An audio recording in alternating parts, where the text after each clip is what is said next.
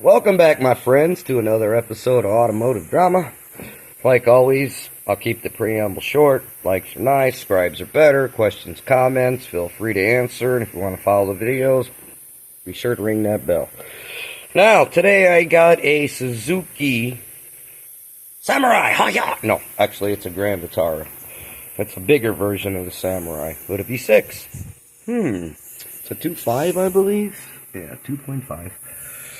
And the valve covers are just pouring all over the ground. Just everywhere. Terrible. Just terrible, terrible. Now, as you can see where the valve covers are, part one of this, which this is going to be part one, so you have to remove the crossbar that goes over the intake. Then you remove this, which goes here. Voila. And then you can get the air boots out. Okay, that's step one. Now, step two, which I'll get a little bit farther in it, is remove all the hoses and the wiring and try not to crack all the hoses. Now, these injectors actually have harnesses, as a harness. One big harness. So you can leave the injectors plugged in and you can unplug it from the harness. Voila. Bang. That's nice. And then, of course, you got to take the coils out. We'll get to that in a minute.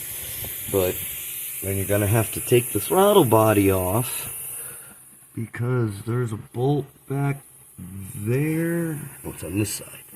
That's just like pretty impossible to get to.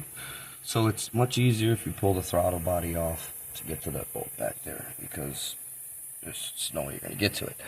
And then the fuel rail, which you always want to do last, because I don't know if anybody likes smelling fuel and it dripping all over you, but make sure you're smoking a cigarette, you don't have any safety glasses on, and you crack this fuel line open and make sure it sprays you in the eyes and sets a cigarette on fire. No, I'm kidding. Actually, be very, very careful with that when you're disconnecting the fuel lines. You can actually don't even have to crack it loose there. I was just talking crap. You can take the bracket loose here. You disconnect the line here. This is a vacuum. It goes here, part of the fuel rail.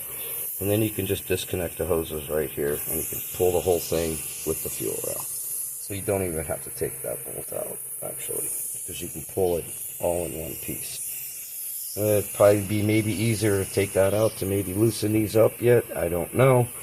I notice, if you notice, everything looks a little oily and greasy. That's because all the rubbers, I lube all the rubbers before I try to take them off. In fact, I lube everything before I try to take it off.